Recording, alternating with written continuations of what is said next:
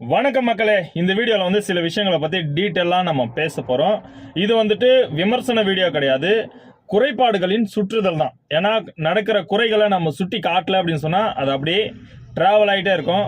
குறை சொல்கிற அளவுக்கு பெரிய ஆள் ஆகிட்டியா அப்படின்றதெல்லாம் யாரும் நினைக்காதீங்க.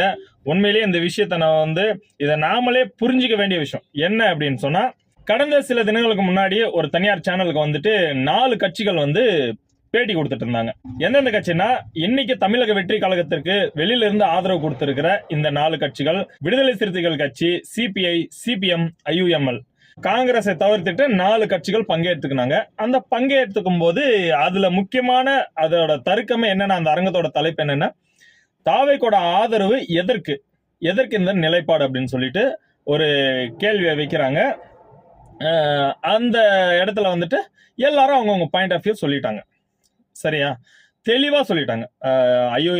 ஐயுஎம்எல் தலைவரா இருக்கட்டும், இல்ல இவங்க சிபிஎம்மோட தலைவர் சீனிவாசன் அவர்களா இருக்கட்டும், சிபிஐயோட தலைவரா இருக்கட்டும், இவங்கெல்லாம் தெளிவா ஒரு பார்வையை வச்சுட்டாங்க.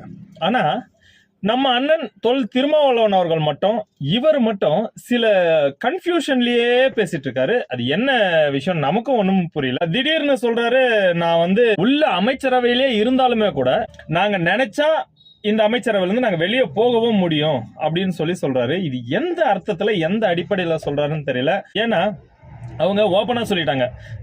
சீனிவாசன் அவர்கள், கம்யூனிஸ்ட் தலைவர் சீனிவாசன் அவர்கள் என்ன சொல்றாருன்னா,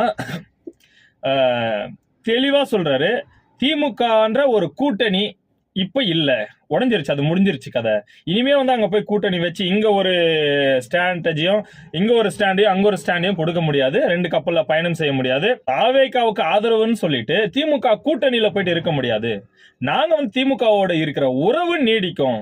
தமிழ் சமுதாயத்திற்குன்ட்டு எப்பெல்லாம் ஆபத்து வருதோ அப்பெல்லாம் கண்டிப்பா நாங்க வந்து திமுகவுடனான எதிர்கட்சிகளோட சேர்ந்து நாங்க போராடுவோம் அப்படின்னு சொல்லி ஒரு கருத்தை தெளிவா சொல்றாரு. ஆனா கூட்டணி இல்லைன்னு சொல்லிட்டார். ஆனா திருமாவளவன் அவர்கள் மட்டும் தெளிவான ஒரு பேச்சை பேச மாட்டேங்கிறாரு. என்னன்னு தெரியல, நமக்கு ஒரு மாதிரியான அப்செட்டா இருக்குது. ஏன் இப்படி பண்றாங்க அப்படின்றது நமக்கு தெரியல. ஓப்பனா பேசலாம், ஏன்னா இவருக்கு இல்லாத சப்போர்ட்டே கிடையாது. இவர் நினைச்சாருன்னா என்ன வேணாலும் பேசலாம்.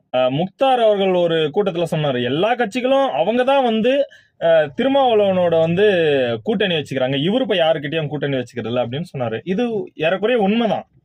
இவரோட தயவுல தான் எல்லா ஆட்சிகளும் நடந்திருக்கு. அப்படி இருக்கிற பட்சத்துல ஏன் தயங்குறாரு அப்படின்றது எனக்கு தெரியல. ஒரு வார்த்தை கூட மக்களே, ஒரு வார்த்தை கூட நடந்து கொண்டிருக்கும் விஜய் அவர்களின் தலைமையிலான தாவேக அரசு நல்லது செய்கிறது அப்படின்ற ஒரு வார்த்தை இன்ன வரைக்கும் எந்த இடத்துலயுமே அவர் யூஸ் பண்ணல. அது யாரோட அழுத்தம்னு தெரியல, என்ன பிரச்சனைனே ஒண்ணுமே புரியல. இதெல்லாம் கடந்து நாங்க எப்ப வேணாலும் கூட்டணியிலிருந்து வெளியில வர முடியும், எப்ப வேணாலும் இந்த ஆதரவுல இருந்து வெளியில வர முடியும், அவன் அமைச்சரவையிலிருந்து வெளியே வர முடியும் அப்படின்றாரு. அமைச்சரவையிலிருந்து வெளியில வர்ற அளவுக்கு என்ன பிரஷர் இருக்குன்னு ஒண்ணுமே நமக்கு புரியல. ஏன்னா அமைச்சரவையிலிருந்து ஏன் வெளியில வரணும்? நமக்கு அமைச்சர் பதவின்றது கனவு. நாம வந்து ஒரு அதிகாரத்துல பங்கெடுத்துக்கணும், ஒரு அமைச்சரவையில நாம பங்கெடுத்துட்டு ஒரு அமைச்சரா நாமளும் இருக்கணும் அப்படின்றது நம்மளோட கனவு, நம்ம கட்சியினுடைய கொள்கை. அப்படி இருக்கிற பட்சத்துல நாங்க எப்ப வேணாலும் அமைச்சரவையில இருந்து வெளியில வரலாம் அப்படின்றது ஏன் சொல்றாங்க, எப்படி சொல்றாங்கன்னு ஒண்ணுமே புரியல. யாரை ஃபாலோ பண்றதுன்னே நமக்கு தெரிய மாட்டேங்குது மக்களே. ஏன்னா நம்ம வந்துட்டு மிகப்பெரிய உயர்மட்டத்துல இருக்கிற ஒரு தலைவர் அப்படின்னு சொல்லிதான் அண்ணன் திருமாவர்களை வந்து நம்ம ஃபாலோ பண்ணிட்டு இருக்கோம். இப்படி இருக்கிற பட்சத்துல முன்னுக்கு பின் முரணாவே பேசிட்டு இருந்தா சில காலங்களாவே பார்த்துட்டு இருக்கோம். மற்றவங்க சொல்லும்போது நமக்கு கோபமும் வந்துச்சு. ஆனா இன்னைக்கு பேசி இருக்கிற அந்த கருத்தரங்கத்துல பேசின வார்த்தைகளை பார்த்தா நமக்கே வந்து ஒரு சின்ன சலிப்பு தட்டுது. என்னடா இப்படி பேசுறாங்களே அப்படின்னு சொல்லிட்டு. இங்க பாருங்க, அதே கட்சியில எந்த தவறுமே செய்யாத, யாரையுமே விமர்சிக்காத, திமுகவை மட்டுமே விமர்சித்த சங்கத்தமிழன் அவர்களை வந்து கட்சியை விட்டு நீக்கியிருக்காங்க. இது என்ன மாதிரியான டெமோக்ரஸி, என்ன மாதிரியான ஜனநாயகம்னு எனக்கு தெரியல. உட்கட்சி ஜனநாயகம்ன்றது விசிகாவில் நிறைய இருக்கு அப்படின்னு சொல்லிட்டு அண்ணனே சொல்றாரு. அப்படின்னு சொல்லும்போது எப்படி அவரை நீக்கினாங்க அப்படின்றது ஒரு பக்கம் நமக்கு கேள்வியாவே இருக்கு. அடுத்தது வன்னியரசு அவர்கள் இன்னைக்கு ஓரளவுக்கு பரவாயில்லன்னு வச்சுக்கோங்களேன். இன்னைக்கு இந்த சாதி வாரியான கணக்கெடுப்பு அறிவிப்பை விட்டதுமே கூட அன்புமணி ராமதாஸ் அவர்கள் வந்து பாராட்டு தெரிவிக்கிறார். ஈவன் சாதியவாதிகள் கூட அவரை வந்துட்டு பாராட்டுறாங்க. விஜய் ஆட்சிக்கே வரக்கூடாது அப்படின்னு நினைச்சவங்க கூட பாராட்டுறாங்க. ஆனா தலைவர் திருமாவளவன் அவர்கள்கிட்ட இருந்து ஒரு சின்ன ஒரு பாராட்டுதல் வரல. ஏன்னா நாமளும் தானே கேட்டுட்டு இருக்கோம், சாதி வாரியான கணக்கெடுப்பு நடத்தணும் அப்படின்னு சொல்லிட்டு நாமளும் தானே கேட்டுட்டு இருக்கோம். இத்தனை நாள் கோரிக்கைய நேத்து வந்த ஒருத்தர் வந்து நிறைவேற்றி தராருன்னா அதை பாராட்டுறதுல என்ன இருக்குன்னு நமக்கு ஒண்ணுமே புரிய மாட்டேங்குது. இதை வந்து நீங்க எப்படி வேணாலும் எடுத்துக்கோங்க. எனக்கு வந்து இல்ல நீ வந்து விசிகாவே விமர்சிக்கிறியா அப்படின்னு சொல்லி கூட நீங்க நினைச்சுக்கோங்க. இது விமர்சனமே கிடையாது. இது நமக்கு இருக்கிற மனக்குமுறல்.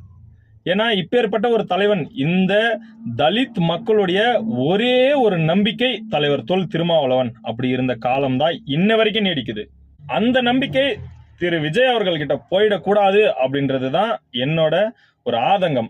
ஏன் தெரியுமா? தலைவர் திருமாவளவர்கள் வந்து அவ்வளவு போராடி இருக்காரு, அவ்வளவு கஷ்டப்பட்டு இருக்கிறாரு.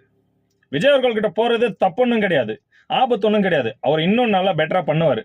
ஆனா இவரோட கஷ்டங்கள் அவ்வளவு இருக்கு. இந்த தலித் மக்களை ஒருங்கிணைச்சு அரசியல் படுத்துறதுக்கு அவர் பட்ட போராட்டங்கள், அவர் பட்ட காயங்கள் அவ்வளவு இருக்கு.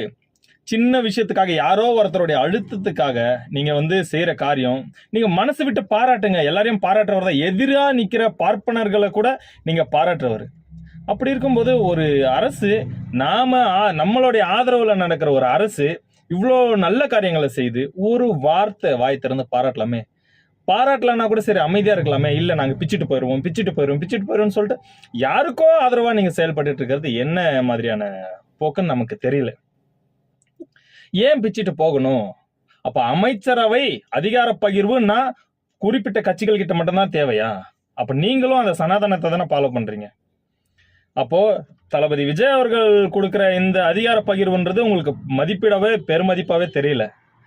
திமுகவோ இல்ல அதிமுகவோ கொடுத்தாதான் அது அதிகார பகிர்வா? அப்போ நம்மளுடைய 30 ஆண்டுகள் கனவு நிறைவேறி இருக்கு அப்படின்ற ஒரு சின்ன ஒரு சந்தோஷத்திற்கு கூட ஒரு பாராட்டுதலை தெரிவிச்சிருக்கலாமே.